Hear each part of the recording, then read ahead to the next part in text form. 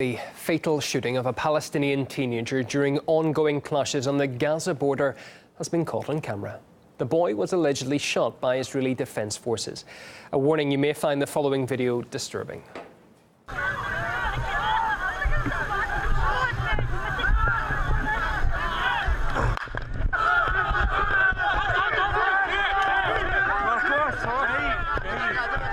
Mohammed Ayub was shot in the head and died instantly. He was 15 years old. Panic spread following the shooting. RT spoke to the freelance cameraman who filmed the incident. He says Mohammed wasn't threatening the soldiers and was unarmed.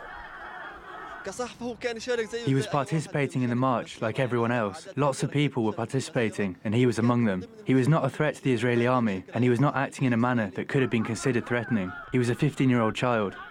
No matter what he was doing, he couldn't have been posing a threat to the soldiers, given the distance between him and the fence, as well as the fact that the soldiers were stood 100 to 200 metres back from the fence on the other side. When I filmed him, he wasn't carrying a stone or a slingshot or a knife. He was acting like everyone else at the march.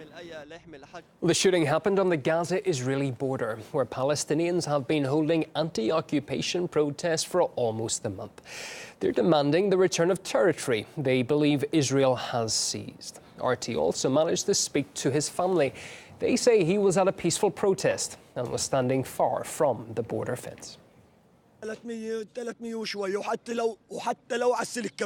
Mohammed was 300 meters away from the fence, and even if he was right next to it, he was at a peaceful demonstration. He was just a child. Was he carrying a missile launcher? Was he shooting at the soldier who killed him? Why did they kill him? I'll tell you what Mohammed did wrong. Mohammed's fault was that he was demanding his rights. He asked to go to the demonstration, and I said I didn't want him to, because the Israelis threaten and target people. Each Friday, threats from the Israelis increase. Then he asked to go and play outside, but he escaped and ran off to the demonstration. As soon as he got there, they targeted and killed him. It happened in less than an hour. Mohammed knew that his uncle was going to the demonstration and said, "I want to go with you." He said no, as he was afraid that something might happen to the boy. I thought I'd convinced Mohammed to stay at home, but he left, asking his auntie to tell me and my wife he was just going to the fence for an hour. He was returned to us as a martyr. The Israeli Defense Forces has reacted to the incident, posting a picture on Twitter showing Palestinians close to the border fence, claiming that Hamas is using youngsters for terror acts. Israel's defense minister also stood by the IDF's assertion, calling for people not to approach the border. The only culprits in the death of the 15-year-old boy in Gaza are the leaders of Hamas. Those cowards hide behind women and children and use them as human shields so that they can continue to dig attack tunnels and carry out terrorist actions against the state of Israel. I say to the residents of Gaza, for a long life, do not approach the fence.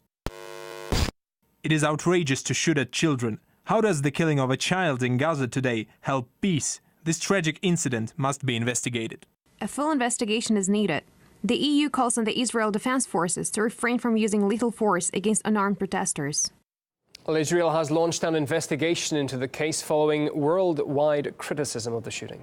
The demonstrations have left dozens of Palestinians dead and injured in the past 3 weeks.